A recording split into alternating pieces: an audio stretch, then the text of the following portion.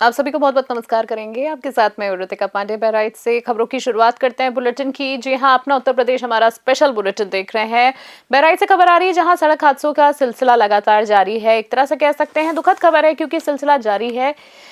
मसूदपुर के पास एक अज्ञात वाहन की टक्कर से अधेड़ व्यक्ति की दर्दनाक मृत्यु हो गई है। जी हां, मृतक की पहचान जो है आदलपुर निवासी के रूप में हुई है। परिजनों के मुताबिक वो रोज की तरह सुबह जाल देखने पैदल निकले थे और लौटते समय तेज रफ्तार वाहन ने उन्हें टक्कर मार दी। हादसा इतना ज्यादा भीषण बताया जा रहा है कि उनकी मौके पर ही मृत्यु हो गई है, जबकि चालक वाहन समेत फरार हो गया है। सूचना मिलते ही पुलिस मौके पर पहुंची है, शव को पोस्टमार्टम के लिए भेजा है। पुलिस फरार वाहन चालक की तलाश में जुटी है। बहराइच से राहुल वर्मा की रिपोर्ट।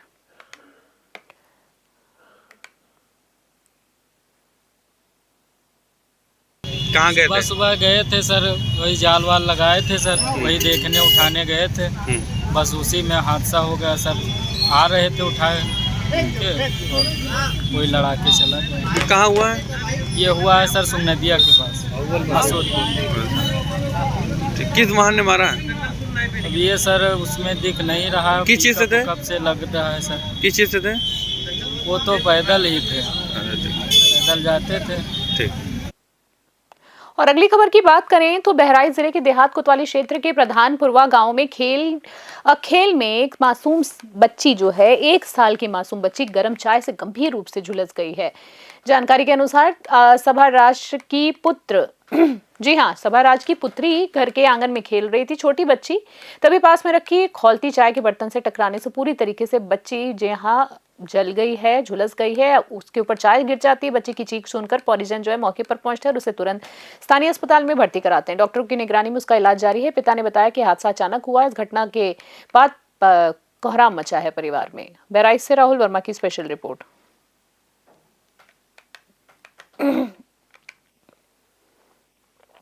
और अगली खबरों की बात करें तो बहराइच जिले के मुर्तेहा थाना क्षेत्र के नौचेसर गांव में तेंदुए के हमले से एक ग्रामीण गंभीर रूप से घायल हो गया है। आपको बता दें, तीरथ मणि साइकिल से बाजार घर लौट रहे थे, तभी गांव में किनारे झाड़ियों में छिपे तेंदुए ने अचानक से उन पर हमला कर दिया।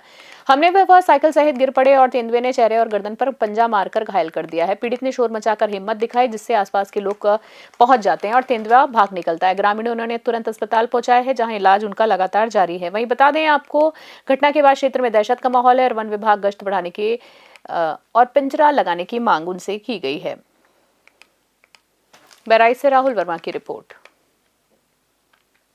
अगली खबरों की बात करें तो बहराइच में विधानसभा चुनाव 2027 से पहले राजनीतिक सरगर्मियां तेज हो गई हैं। पूर्व कांग्रेस नेता नजमुद्दीन सिद्दीकी ने हाल में ही पार्टी से इस्तीफा दिया और आज बहराइच में प्रेस वार्ता के दौरान पार्टी पर तीखे आरोप उन्होंने लगाए हैं। बता दें आपको, उन्होंने कहा कि कांग्रेस अब वॉशिंग मशीन की तरह काम कर रही है, जहां भ्रष्टाचार के आरोपी नेता शामिल होकर खुद को पाक साफ कर लेते हैं। नसमुद्दीन ने ज्योतिरादित्य सिंधिया जैसे बड़े नेताओं का उदाहरण देते हुए कहा है कि जब उनके जाने से पार्टी को कोई फर्क नहीं पड़ा तो छोटे कार्यकर्ताओं के जाने से क्या फर्क पड़ेगा। उनका ये बयान जिले में राजनीतिक हलचल पैदा कर रहा है। बहराइच से राहुल वर्मा की स्पेशल रिपोर्ट। से पहले 2027 के अभी चुनाव के अभी 1 साल 2 महीने मार्च में खत्म हुआ। टूट फूट की सवाल जहाँ तक बात है तो कांग्रेस में इससे पहले भी मुझसे बड़े बड़े लीडर, मैं तो अदना सा हूँ, मैं एक अदना सा कार्यकर्ता हूँ। ज्योतिराव सिंधिया जी गए, कांग्रेस का कोई नुकसान नहीं हुआ। तमाम ऐसे कांग्रेस में थे जिनके ऊपर भ्रष्टाचार का मुकदमा चल रहा था, जो जेल भी गए, और जब वो छोड़ करके कांग्रेस से बीजेपी में चले गए तो वो वॉशिंग मशीन कहूँ या फेयर एंड लवली कहूँ के सारे दाग धुल गए और वो मंत्री बन गए, मुख्यमंत्री बन गए। तो जब उनके जाने से फर्क नहीं पड़ा तो मेरे जाने से कांग्रेस पे क्या फर्क पड़ा? अखिलेश जी की राजनीति से आप कितना सहमत है? वो पीडीए जो उनका है उसको लेकर के कितना सहमत है? क्या हर्ज है उसमें? क्या हर्ज है पीडीए में?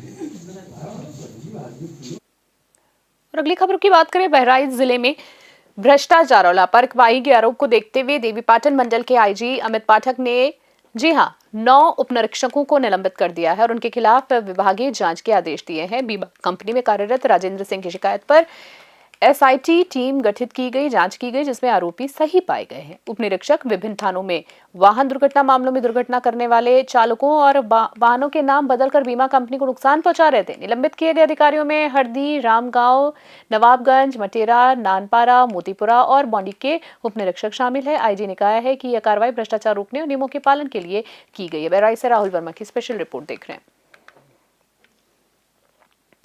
देवीपाटन परिक्षेत्र में पिछले दिनों हमको शिकायत मिली कि उन एक्सीडेंट्स के केसेस में जिसमें किसी व्यक्ति की मृत्यु हुई है, जो विवेचक हैं उनके द्वारा अनियमितता करते हुए जिन गाड़ियों से एक्सीडेंट हुआ उन गाड़ियों को परिवर्तित किया गया व जिन चालकों से एक्सीडेंट किया गया उनका भी नाम बदल के दूसरे चालकों को प्रकाश में लाया गया।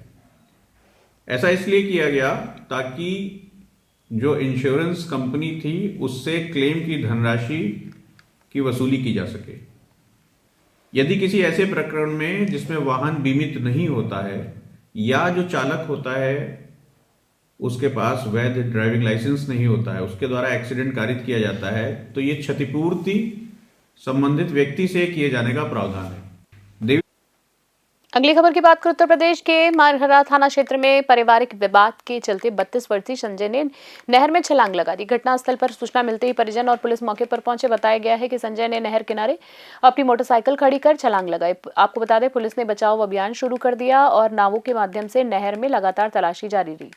संभावित स्थानों पर पीएससी के जवान भी संजय की खोज में जुटे रहे। वहीं आपको बता दें, अभी तक युवक का पता नहीं चला है। अधिकारियों ने कहा है कि तलाशी अभियान लगातार जारी रहेगा और किसी भी तरह की राहत और बचाव के लिए सभी के सभी उपाय किए जा रहे हैं और आगे भी किए जाएंगे। इटा से राज अली खान की स्पेशल रिपोर्ट।